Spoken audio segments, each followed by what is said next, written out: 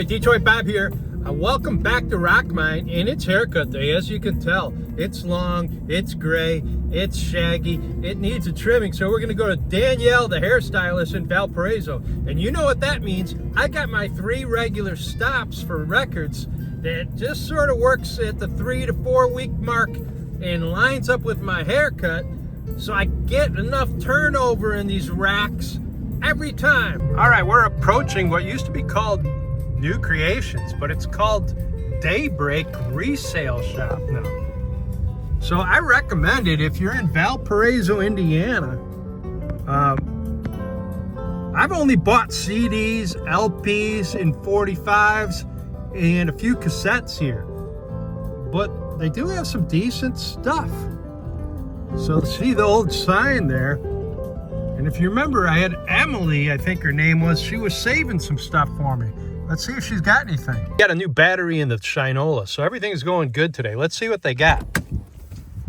Just gonna zip in here and go right to the record rack. Could be the same old stuff. Looks like it is. Real quick, boom, boom, boom. I'm not interested in classical box sets. Here's your cassette. And a rhythm section on cassette. Champagne Jam all day long. Been picking up cassettes. They're only like 25 cents here. I see a lot of these collections, 50s and 60s. Sometimes they're worth picking up because you get some rare stuff. I think CDs and definitely a lot of polka. CDs will be the next thing to come on. Victimone, Ray Khan, Bye Bye Birdie, musicals and polka. Not a good sign. All right, let's go through that. I found a $200 African folk in here. So you can't go too fast. I actually have this album. Same stuff that was in here last time. Doesn't look like it's turned over. So you got a lot of polkas, folk, some foreign, Eddie Arnold, Smothers Brothers, hilarious group, by the way. But not going to pick up Smothers Brothers albums. See if they have any more cassettes. You know, that might be a great album, actually. Roger Whittaker. Guy had a decent career internationally, just sold tons of albums.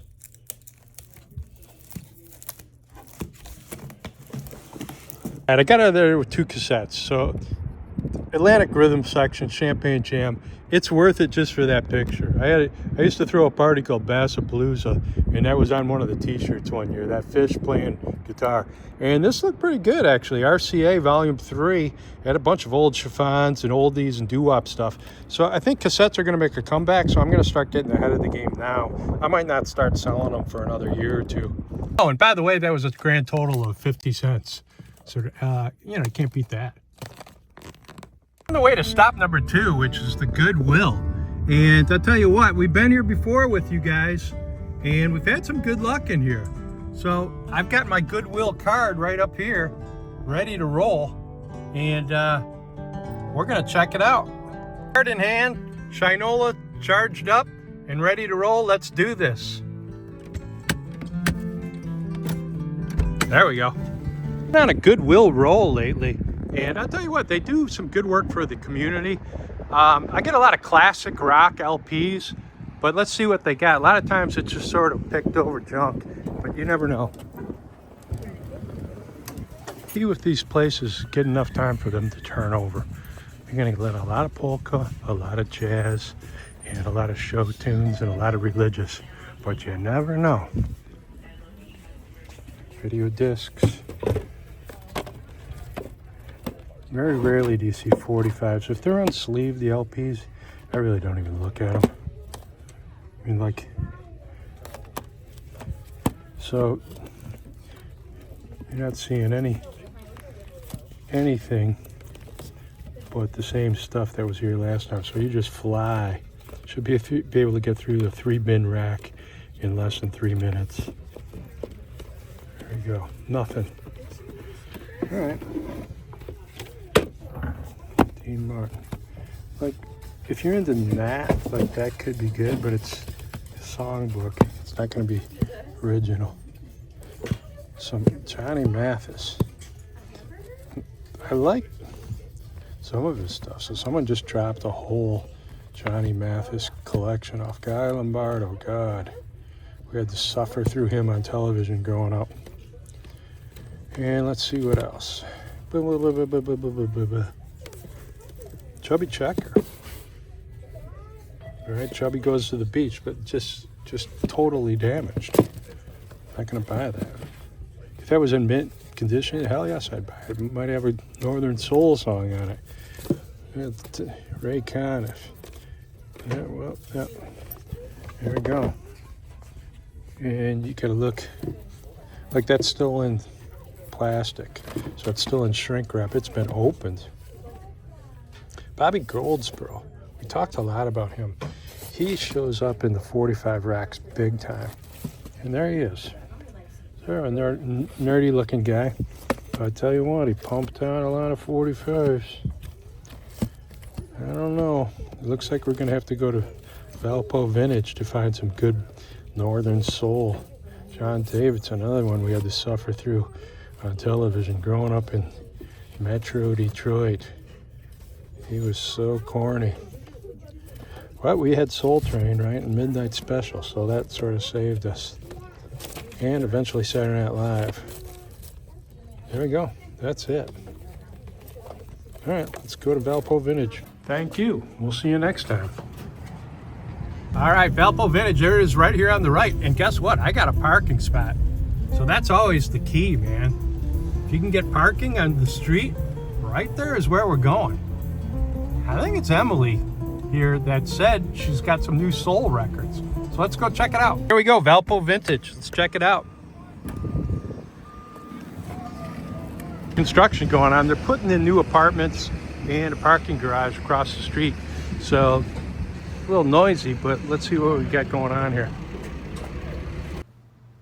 Vintage Valpo Vintage. I'm speeding it up and I'm going through them quick because I'm going to go through them one by one at the end.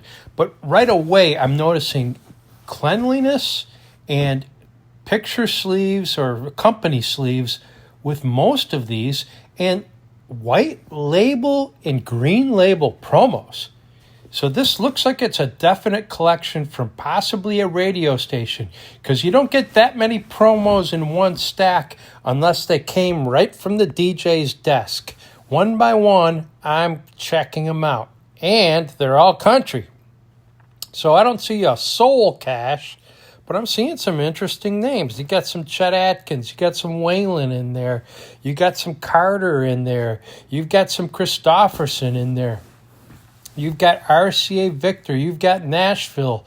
You've got all sorts of little oddities that I haven't seen a lot of. There's some Memphis High in there. And I don't really know what I've run into quite yet. But I'll get them home, and we'll go through them one by one. And I'm going to do up close and personal, more so on the labels than the actual picking side of things this issue. But I'm liking what I'm seeing, and I'm liking the condition, because everything I'm pulling out of here is almost very good plus. And I would say 50% of them have their, what do you want to call them? Birth sleeve, company sleeve. Whoops, I dropped one. But whatever you want to call them, I'm seeing some odd label stuff, seeing some comments. So yeah, there's some soul, and what I'm liking is cleanliness.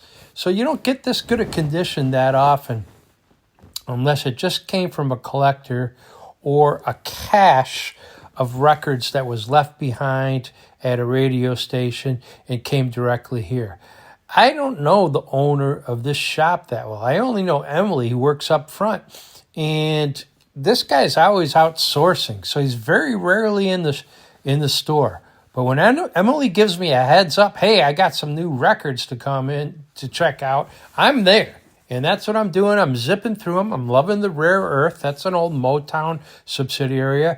There's some Motown, some Commons. You got some Tina picture sleeve. So I'm doing what I always do, except it's a little bit easier this time because the pickings are pretty thick. Now, if I get too big of a pile, I got to start to think, how much am I going to spend? And you always got that in the back of your mind. So you got sort of a budget when you go in there. I'm thinking I'm probably going to spend $100 today. Let's wrap it up and get the heck out of here. Here we go. All right, Emily, I'm getting ready to check out. I'm at $100 for the stack.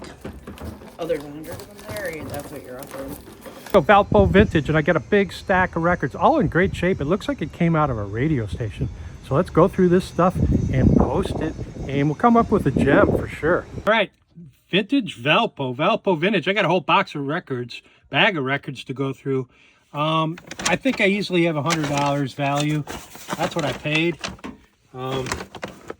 Let's see, maybe more. Let's enter them one by one. 2 cassettes. Those were 50 cents. So I got an Atlanta Rhythm section and Collector's Records, Volume 3. This record, Rare Earth, is the name of the band. Get Ready is the name of the song. Of course, you know the Temptation song.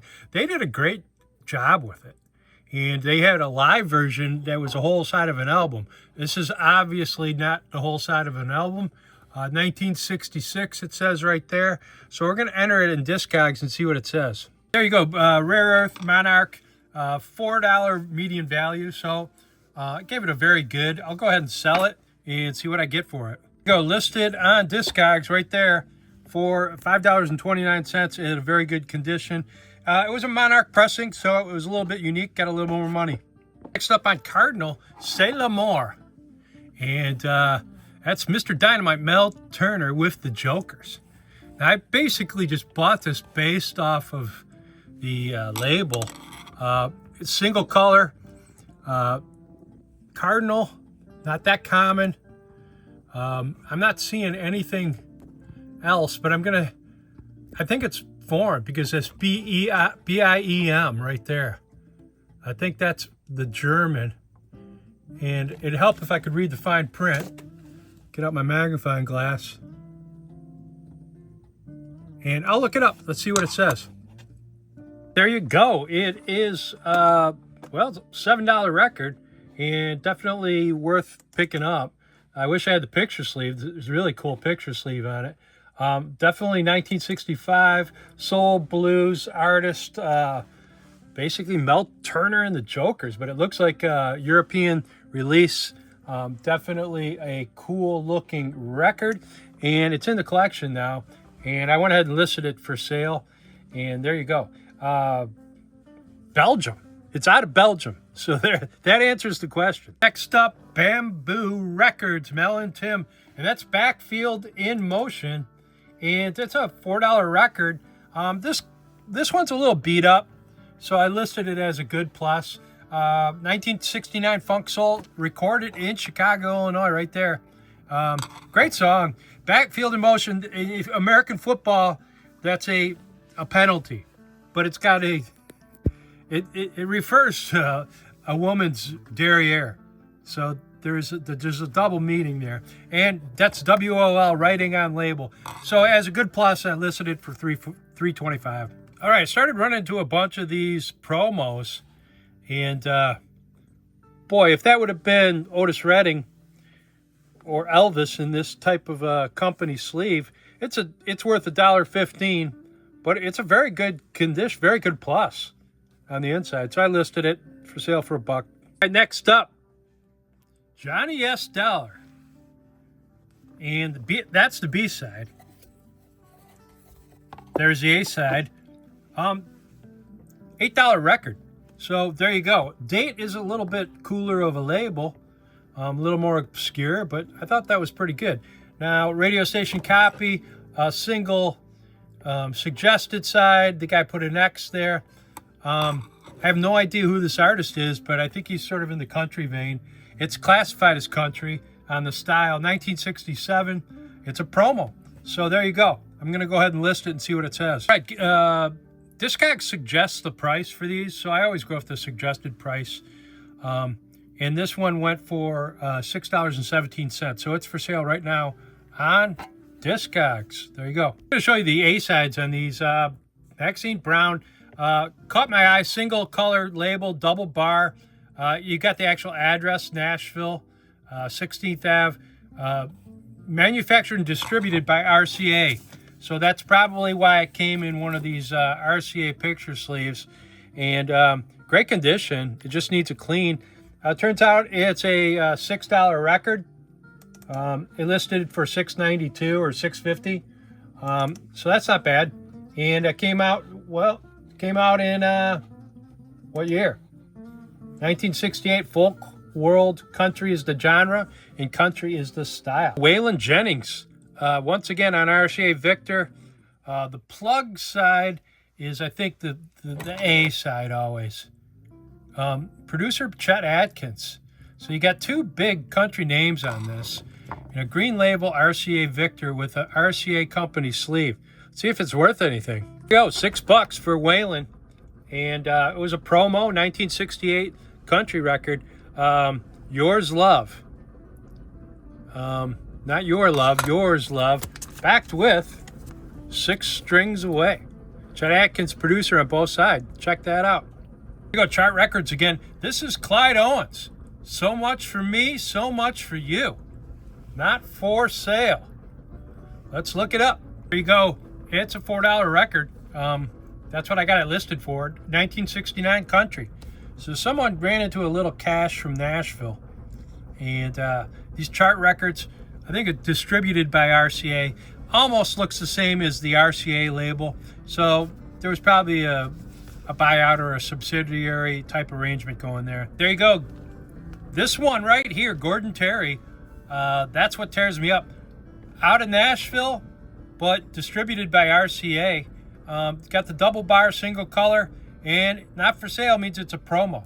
So that's a $5 record on sale now on Discogs. Check it out. All right, here's next up, Mansion of Loneliness, and the B-side is Sing the Blues to Daddy. DJ, not for sale. That's a promo label on Monument. That was Roy Orbison's label. So Ray Corbin, never heard of him, but it's a $5 record on sale now. Check it out. All right, this one here really caught my eye. I'm going to tell you why. It's got a couple elements that are definitely cool. One of them is the company sleeve. And High was in Memphis, and they were sort of down the road from Stax. And of course, you might know High from, well, Ace Cannon, but even Al Green. But I never heard of Jim Roby. But it's a very good plus on the condition. And the reason it really caught my eye is because of this company sleeve. I've never really seen a High company sleeve before, but let alone one in this good a condition. So that's an $18 record on sale now on Discogs. Dottie West, Childhood Places, and that's backed with no one. That's a $9 record. Why does Dottie West not get enough attention? I mean, she's put in her time. She's right in there with Loretta Lynn and Tammy Terrell. And that's a 1967 country record. And man, this is really firming up my country collection. All of these promos I ran into today. And that's at Valpo Vintage, so check that place out. All right, it's not soul, it's country. Maxine Brown again. And here's that Nashville, Tennessee. They call it Music City. They don't call it Country Music City. So for UK guys over there, this is big and just as big over here as soul is over there for you guys. It's a different animal, though, and it's an acquired taste. But I'll tell you what, I spent a long time listening to Willie's Roadhouse on Sirius XM. And once you get into the stories behind the songs and the people that sang them and where it was coming out of the mountains and the Appalachians and all the different country music pockets in the southern U.S. And eastern Appalachia, boy, does it get interesting. You got the Carter family, and you got all the early recordings that were made over in yonder and over hills and valleys. So y'all come back now here. All right, Chet Atkins, and this one really caught my eye. That's Country Gentleman, and Chet Atkins is sort of the king of country guitar. That's 1967 country is the style. And I'll tell you what, it's a promo. It's a white label promo on the RCA Victor. And I thought this one was going to be worth $1 million. But it's a $5 record. So I got it on sale, and let's see what happens. Lucky Ladies MCA promo. Got to believe all these came from an employee of a radio station or a DJ. A lot of these didn't get played because maybe they weren't big hits, but the condition's great, very good plus. This could even be near mint if I cleaned it up. So it's a $10 record. Another promo. This is a green label promo from RCA. There's the plug side. That's the side you're supposed to play if you're the DJ. Not for sale. A couple water droplet stains. So make sure you list that stuff on Discogs when you're selling these things, because your real collectors will ding you on that and give you a bad review if you don't tell them. If you tell them, everything's good. Everything's up front. Thank you, Father. Thank you, Mother on Shamley. And I listed, it's a $3 record. Writing on label. Promo. Just caught me. I've never seen that label before. So, Universal City Records, division of MCA. So a lot of times these little labels were getting bought up by the big ones. And I know that happened to Stax. They got bought out by CBS, Columbia. So, you know, a lot of times it was the big company buying up the little company. All right, caught my eye on this one is the company sleeve. So you don't just see these RCA Victor company sleeves, and everything's good on this. The label has little ding here and there, but this was probably never played. Now, if it was a 1968, if this was 1955 or whenever Elvis walked into Sun Records and you had the equivalent of some of Elvis's promos, you'd be a wealthy man. But this is someone named Wendy Dawn. She probably wasn't a big star, so she didn't make it. So it's a $3 record. All right, what I'm noticing on a lot of these, Nashville. Okay, Nashville, Tennessee, right down here at the bottom. So a lot of them were subsidiaries, but some of them weren't. Nashville, Tennessee.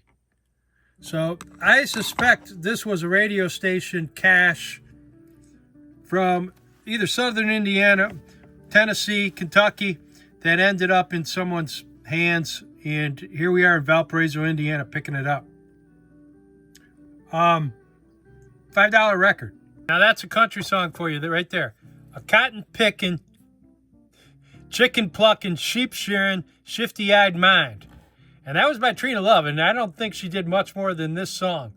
So who knows? Maybe she had like a one record deal, and the record was a single. And I listed it. It's a $5 record. And the other B-side is Wander Boy. So Gibson was the writer on that one.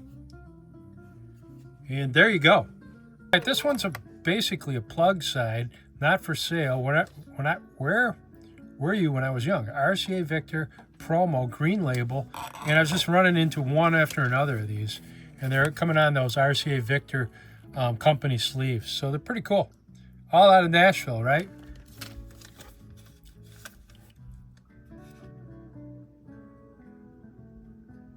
An oddball for you. Paige Morton sings Story in the Wind, promotional copy. Looked her up. She's a jazz singer. Only put out about 3 or 4 records. And it's a $17 record. So you got some jazz thrown in there with a odd label, Audio Fidelity. You don't see that a lot. A study in high fidelity sound produced by Audio Fidelity Recordings Incorporated. So maybe it's an audiophile thing, but sort of an obscure jazz singer. All right, there you go. Cap Records, sort of a generic, stupid logo. It's not as cool as Snap or Stax, I mean. But the company sleeve, check that out, man. You don't see that. These are all falling in that 1968-69 window. Never heard of the artist. I don't think they did a whole lot. Leroy Van Dyke, not the best stage name for sure. So, you know, it looks like he's got 111 releases out. So that's that. One, Freddie Hart, Born a Fool. And it's a $5 record. But look at that cap picture sleeve or company sleeve. So that makes it very unusual. Here you go, Lynn Anderson. It Makes You Happy. It's a $12 record. Once again on that Chart Records out of Nashville. Records, once again, This one's just simply called Woman Stealer. So that ain't good. But I tell you what, it's got all the hallmarks of a great label. You got the single color with the double bar. You got Nashville. You got a street address actually printed out, manufactured and distributed by RCA. So that's a 1968 country record, Woman Stealer. Point this chart and RCA Victor label, they look exactly the same. So they're probably just basically using the same label stock, and more indication that RCA, the Radio Corporation of America, made in USA, it's actually spelled out here, was a big company, and they probably had bought up Chart by this time. So there you go. Ed Bruce, Give More Than You Take, $5.29 record. I ran into some soul, which was good. This is Marvin Gaye, Sexual Healing, big hit in '82. Just when you thought Marvin Gaye might be done, he comes back with Sexual Healing. And I tell you what, this was all over the dance floor, all over the radio. And it was just a great groove. And it was great to see Marvin on the charts. So that's the company sleeve. So that looks real clean and very good there. So check that out. That's Columbia. I think it was a conglomerate with CBS by that point. But I gotta love it, and I'm listing it right now. It's a $5 record, so there you go. An odd one, Dennis Edwards. Why do you know him? Ball of Confusion. I think he took over for David Ruffin as lead singer, and I'm quite sure he does Psychedelic Shack. Papa was a Rolling Stone, and somehow in 1984 he ends up as a solo artist. And pretty sure he was in the Rock and Roll Hall of Fame with the Temptations as that middle period singer. So 101 people want this record, but it said to list it for only $5. I listed it for 15. There's only one other for sale. It's from the UK. Let's see what happens. All right. Curtum label. Quite sure this Curtis Mayfield were a winner. Right there, written by Curtis Mayfield. That's got that ARA pressing little thing on it. So if you look here in the dead wax and see that, that's ARP, and that's a real easy one to pick up and narrow down what copy you have. So I listed it for $6.45. It's Soundtown Records. So that just sounds cool. But Jay Blackfoot, Taxi. I just liked it because of the label. Now it's got a mark on the label, so I listed it. It's a $5 record. But just bought it because it looked a little obscure. Where's Soundtown? That's not Chicago. I don't think it is. Philly, maybe? What's it say in the fine print? Hollywood, California. Maybe Hollywood is Soundtown. I've heard of Motown. I've heard of Soulville. I've heard of Philly Soul, but I never heard of Soundtown. Soundtown Records. TSOP. A great song featuring the Third Degrees. You know it. You might not know it by title. This has got an interesting demarcation in the vinyl itself. I don't know if you can see that on camera or not. But right in here, if you look real close, it almost looks like a scratch, but it's not. And, you know, my buddy that I interviewed up at RPM said, yeah, they were just melting down oversales, label and all, and it was affecting the quality of the vinyl. So you wonder if that's what that is, just like a manufacturing. I thought it was a crack at first, but it's not. A nice clean picture sleeve on that. So that's that Philly sound. And, you know, of course, the OJs, you know about Tom Bell. And they were just cranking it out, man. It was good, some good stuff in the 70s. We're getting into some soul. Philippe Wynne, why do you know him? Lead singer of the Spinners, right?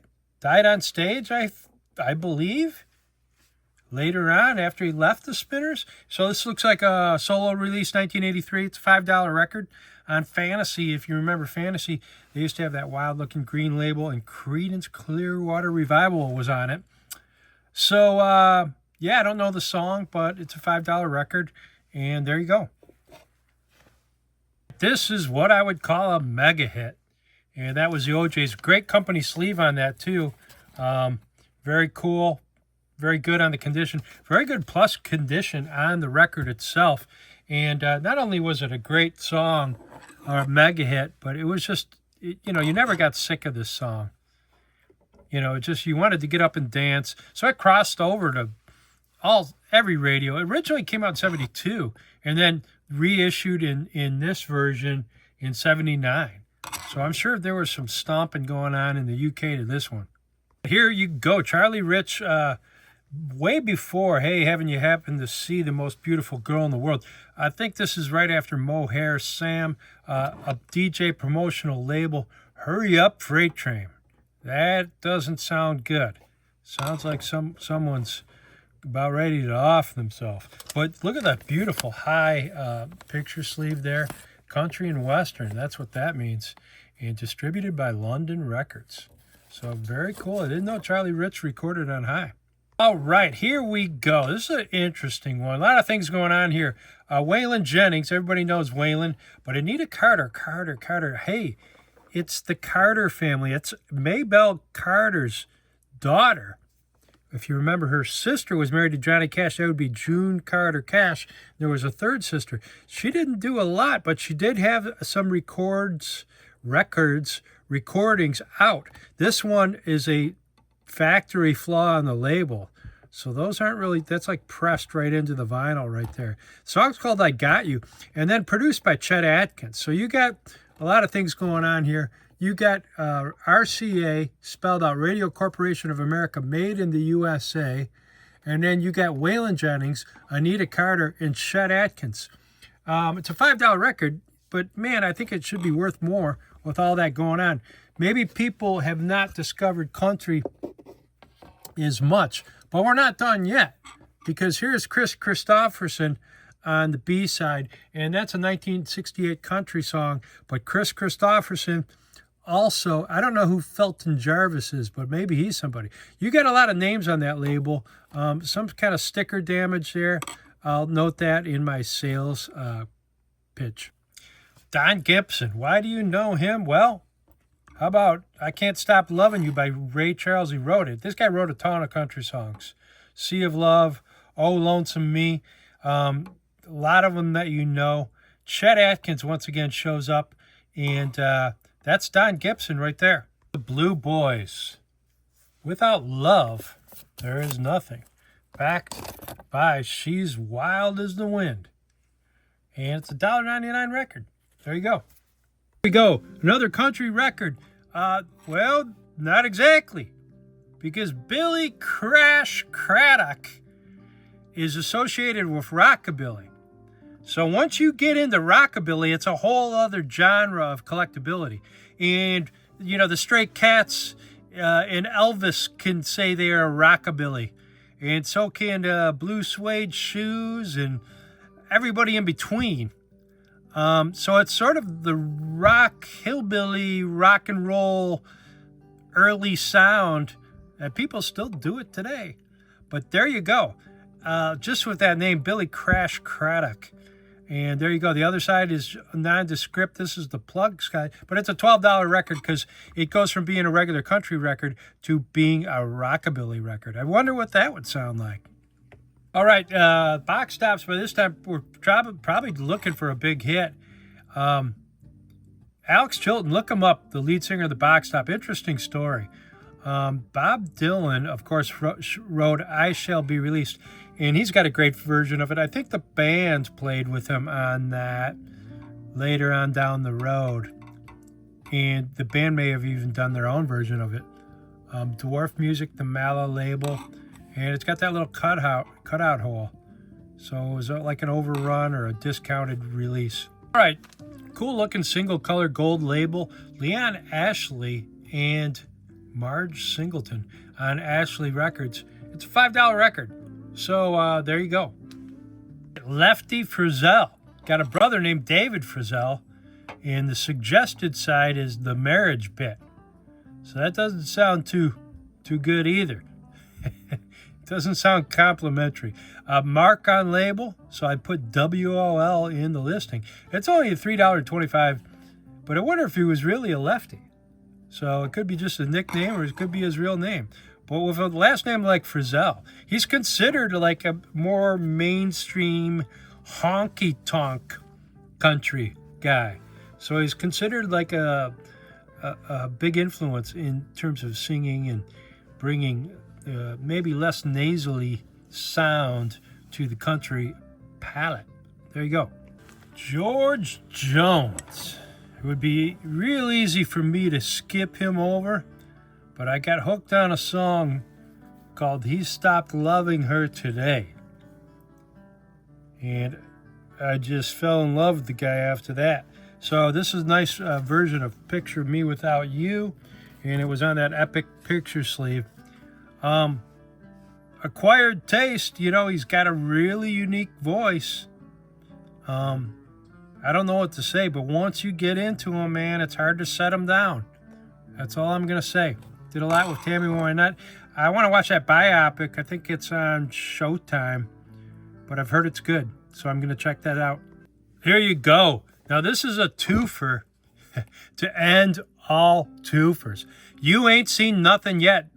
Bachman Turner Overdrive, simply known as BTO, from the Mercury album. Now, Randy Bachman came over from the Guess Who, and very rarely do you make it big in two bands, but Not Fragile, but not to be outdone. Oh, yes. Taking Care of Business. Now, this just dominated the airwaves in 1973. What a great song. What a great twofer. That is going directly in the jukebox. And that's from Bachman Turner Overdrive once again. And the album was just called Bachman Turner Overdrive. And it just sounded good. But what a great twofer that is. Good morning, back at it.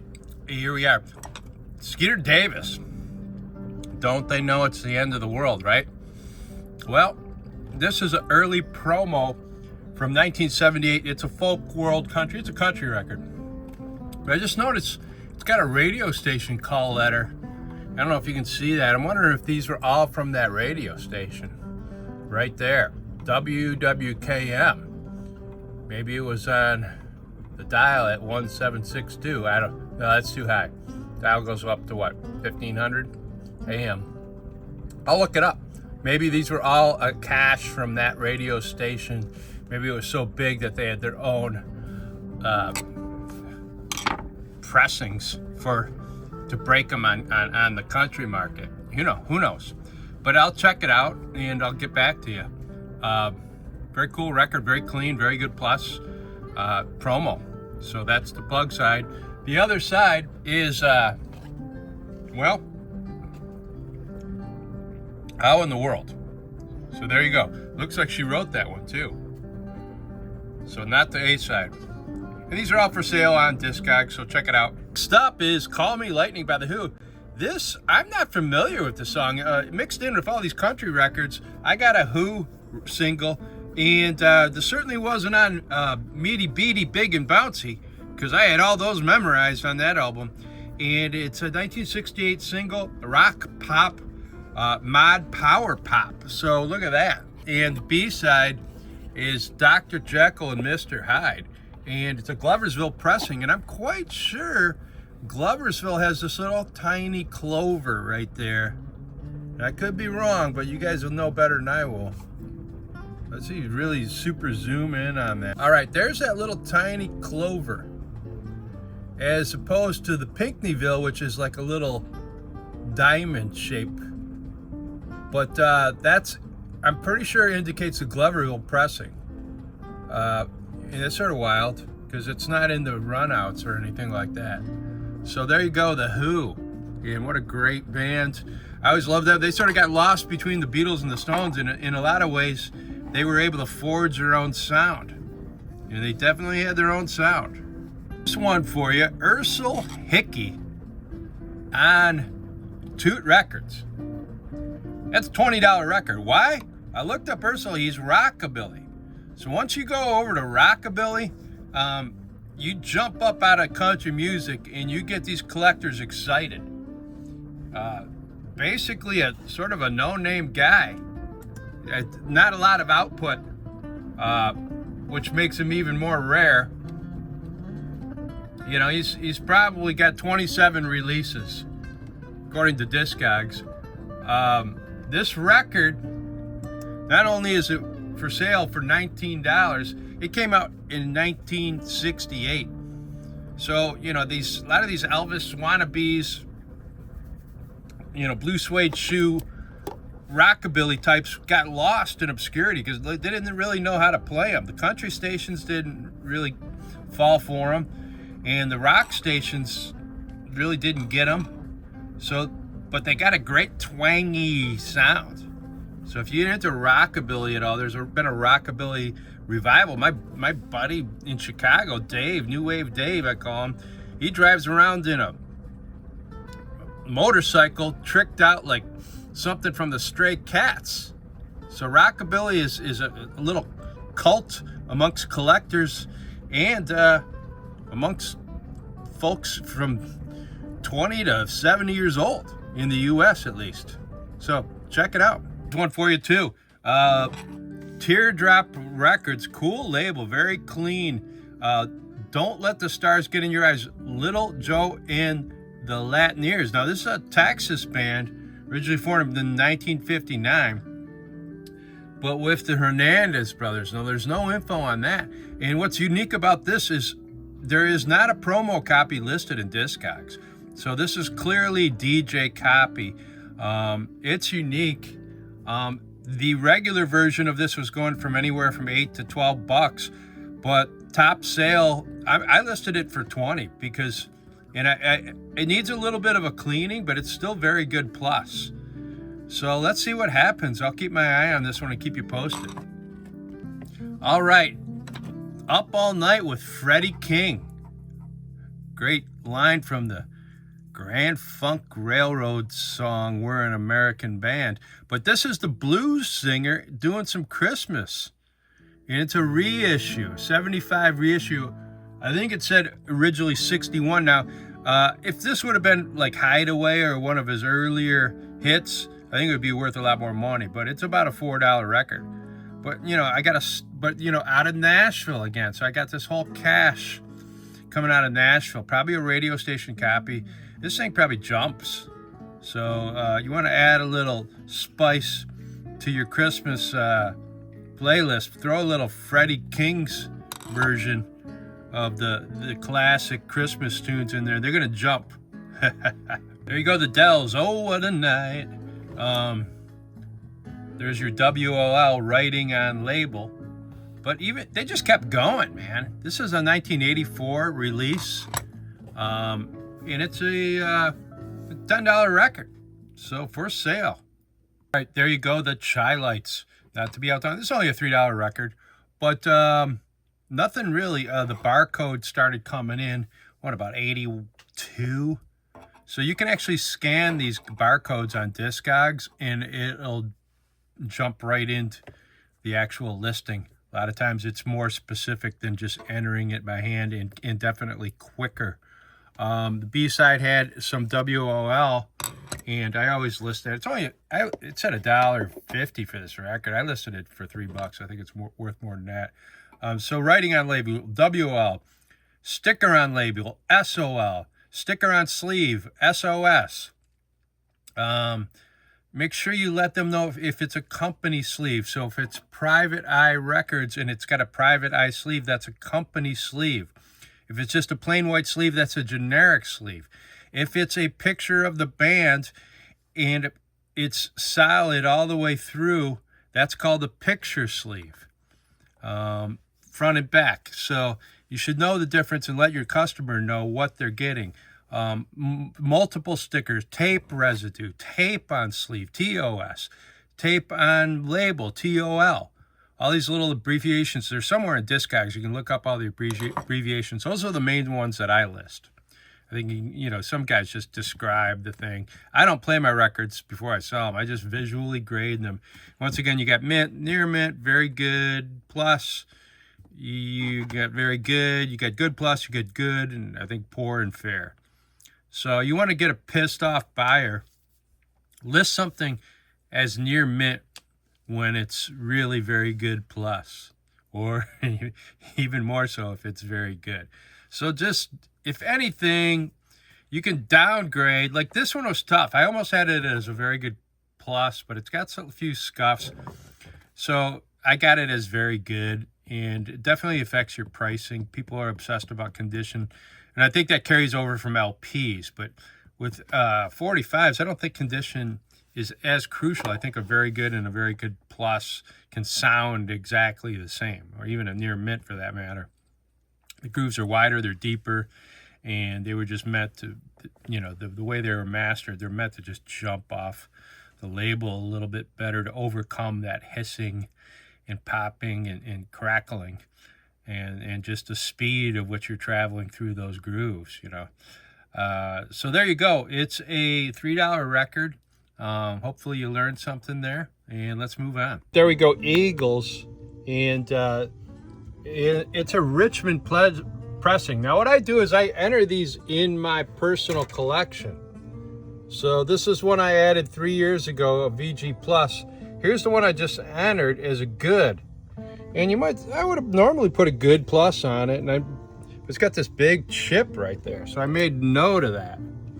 So, you know, it's sold as high as $14.38. They've made millions of these. 191 have it, 82 want it. So when you go into sell a copy, what happens there, you go to this screen, and then I just picked my condition. It's going down to a good and generic cover, right? And then I copied, so I'm pasting that little info right there so my buyer knows what they're getting. They're getting a good record. It's not in the play area. That knocks it down to a $2.50 record, and then that's for sale. That's simple. But when you sell it, you got to make sure you take this out of your collection, because you might go to resell the same record twice. So that happened to me a couple times.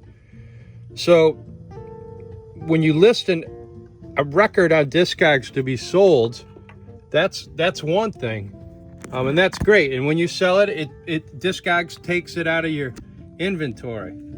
Get my spoon out of there. But it doesn't take it out of your collection. You have to do that manually.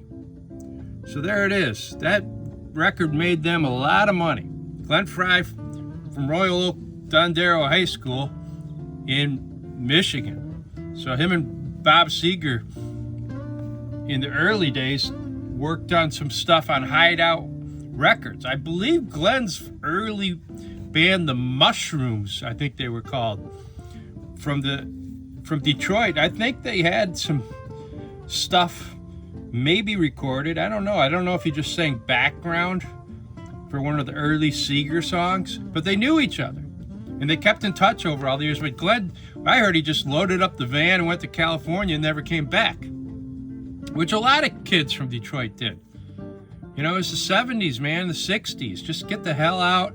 You know, it was an automotive town. Your parents are driving you nuts. There was a big generation gap.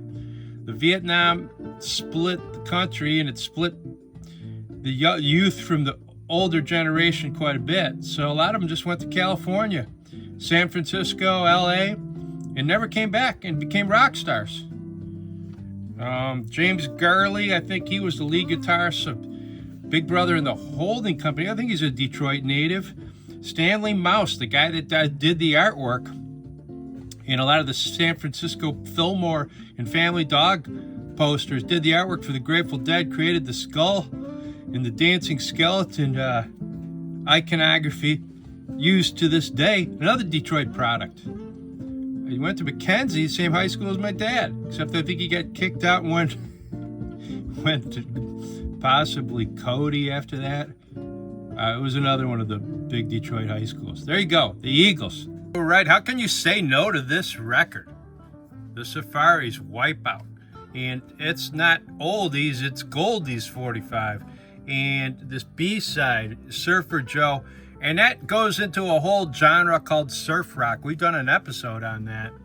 But you had to be able to play this on drums, and that was sort of a tryout. And you remember the song, it was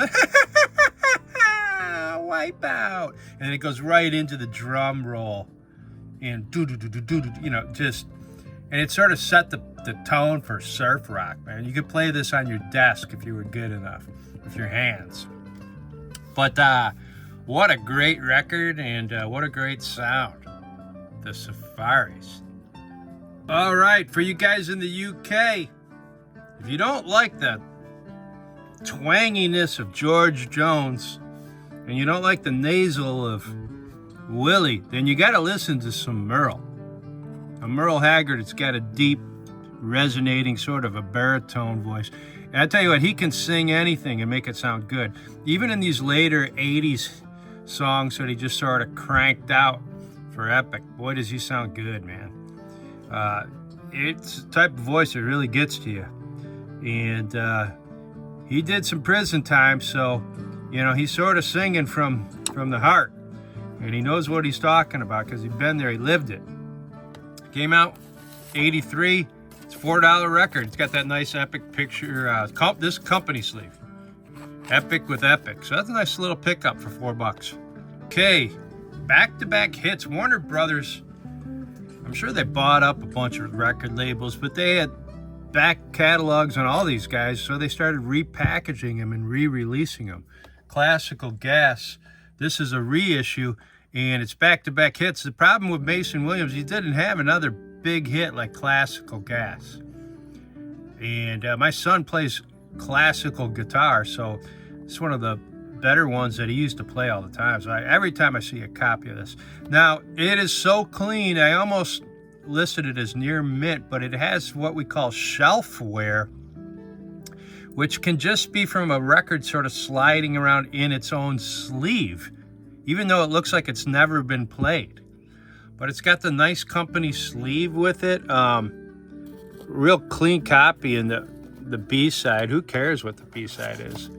So there you go. There's the Warner Brothers. Real simple company sleeve, but Warner Brothers reprise. So Warner Brothers probably was the parent company. Reprise was one of their subsidiaries. Maybe they bought them up early. Who knows the history there? But you can get into the whole history of these labels. Printed in the US of A. A lot of Rod Stewart on Warner Brothers. When you enter these, now this one had a nice company sleeve right there, MGM. These are reissues, right?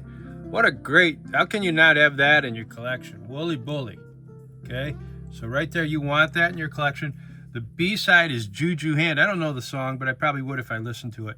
And then, but you got to narrow it down. So it's going to ask you what format it is. Well, that's a 7-inch. Now be careful with that because there's also a 45 and an EP and not all 7 inches are 45s. But that's all 7 inches are 7 inches. So just put down 7-inch. Don't pick 45 or 33 or EP or something like that. Then you get down to your labels. Now, this is an MGM, but it's the sub-label is Golden Circle. So that narrows it down even farther. Then you get down to what country is it from? Well, it says right there, California. It's not always going to say US of A, but it'll say New York, or after a while you can just tell, you know, the other countries. Then it'll ask you year. If you're not sure of the year, leave it blank. But then you get down to what the heck? I got 6 different versions. Like this version, this little paragraph there is left justified, but there's another one where it's center justified, or you'll see it's right just. You get down to the font. But this one has a very distinguishing mark. Let's see if I can zoom in. And you might be seeing it already. But it is a very distinguishing little, in the dead wax, it's really hard. It's a mirror S in that little circle there. See that right there? It's a reverse S. I was able to, it's a label variation, and it's got different numbers too, but that S is what'll catch your eye, and you can't type in the S because it's a mirror S.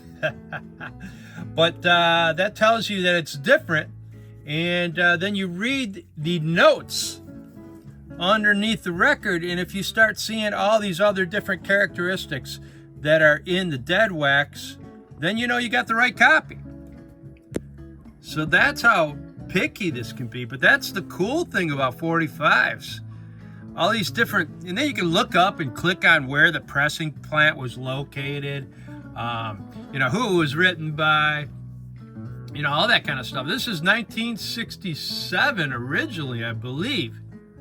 Help me out there, but it's garage rock. So it sort of defines that style of garage rock. And Wooly Bully, if you've never been to a party where this one is played, you're missing out on it.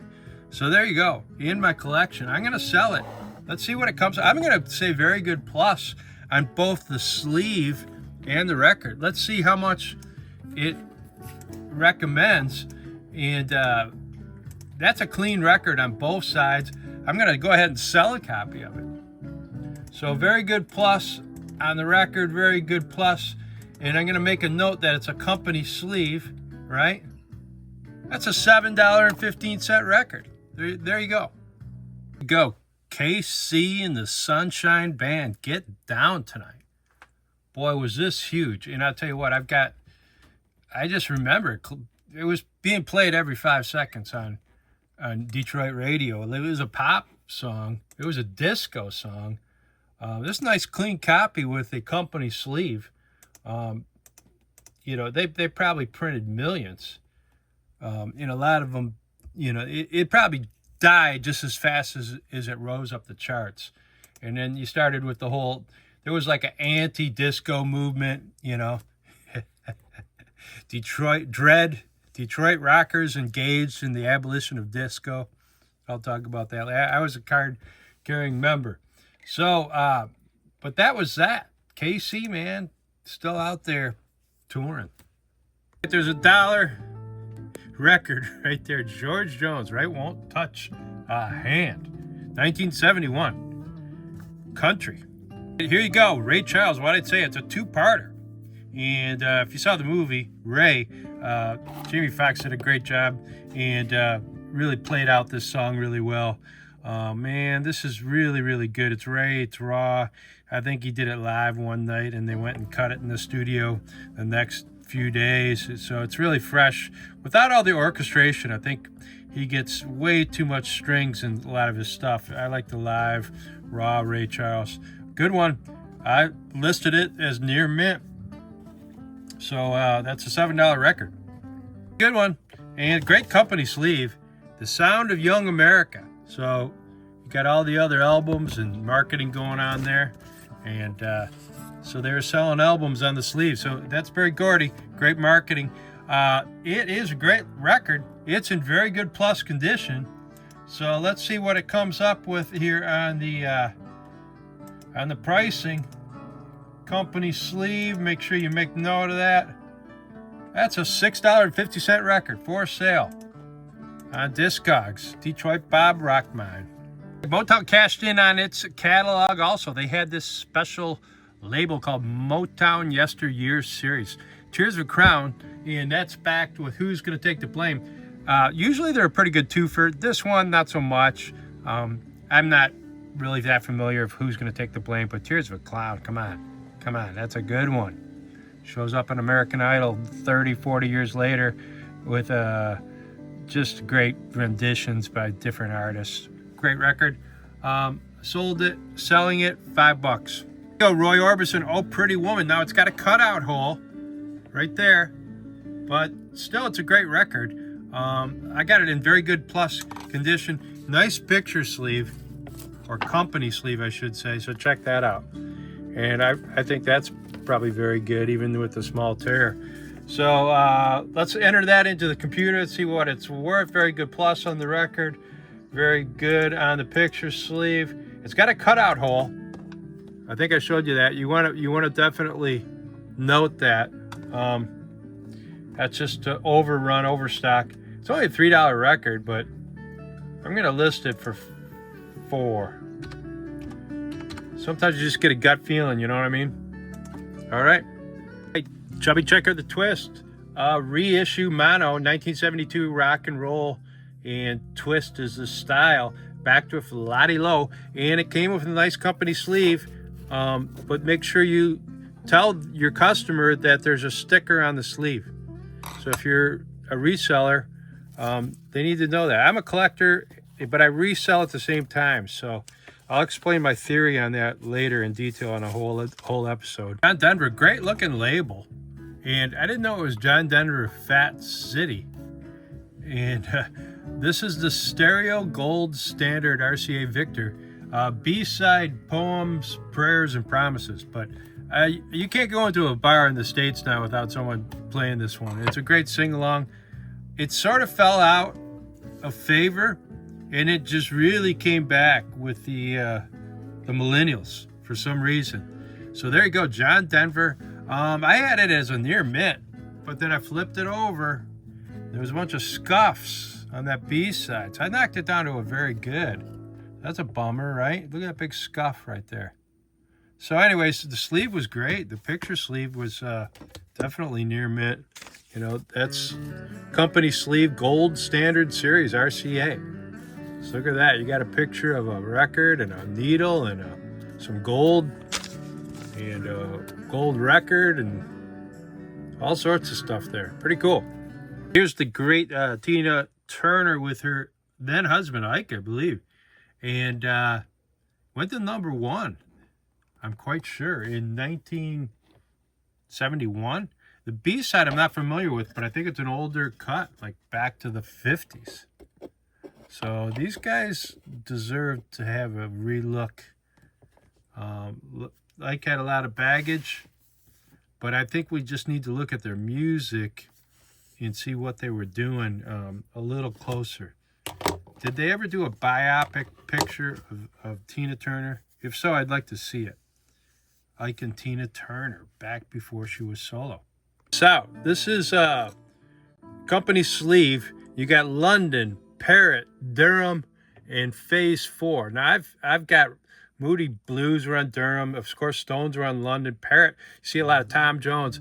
I don't know Phase 4, but the UK guys probably would. Nice looking company sleeve, good shape, but the record's almost near mint.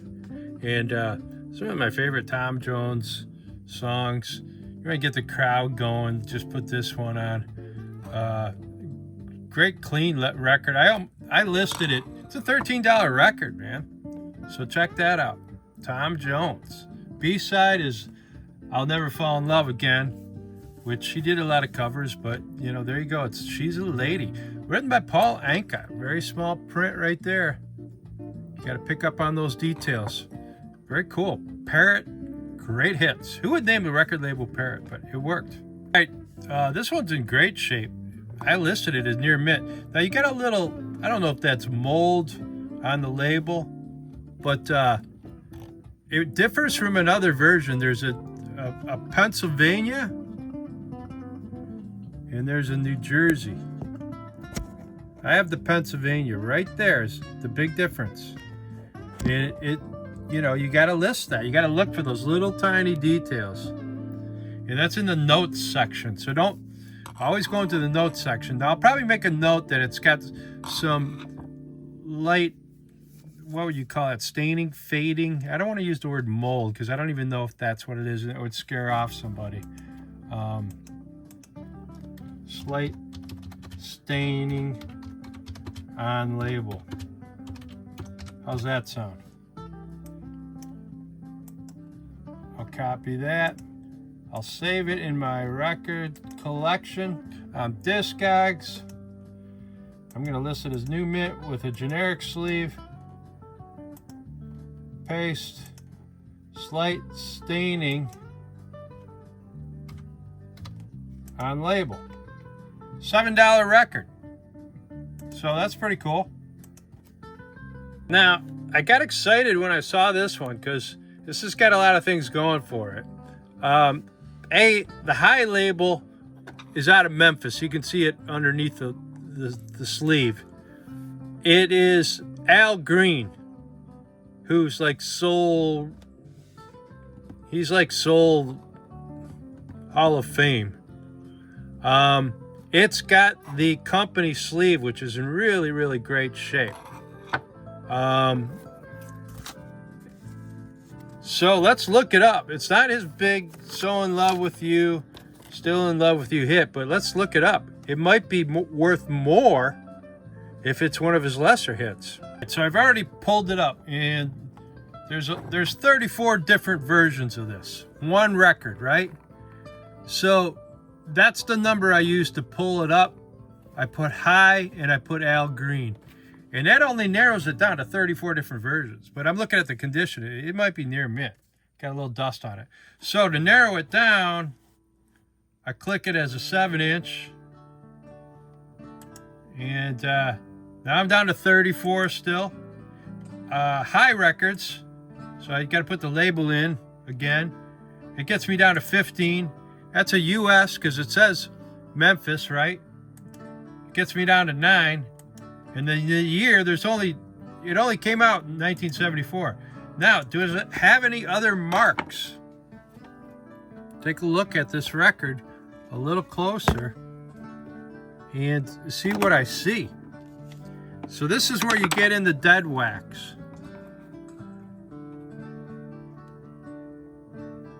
I'm seeing a MR in a circle. And you know what that means? See if I can show it to you. Right there. See that MR? That means Monarch Records. So I can look down I can scroll down now. And there it is. There's the Monarch pressing. Because there's also a Pittman pressing. There's a Richmond pressing. There's a Terre Haute pressing. And right on down, there's a Best Way pressing and a Shelley pressing. But we want the Monarch. And believe me, if you're going to do this, you got to do it right. Collectors want to know which version of the record you have. So let's pull up the Monarch. And I don't have a copy of that. I do now. Near mint. And I'm going to call it near mint on the frickin' sleeve too. Screw it. See what it's worth. I've seen it might only be a $7 record. Near mint, and then I got to write company sleeve. It's a shame, like these just didn't come with picture sleeves.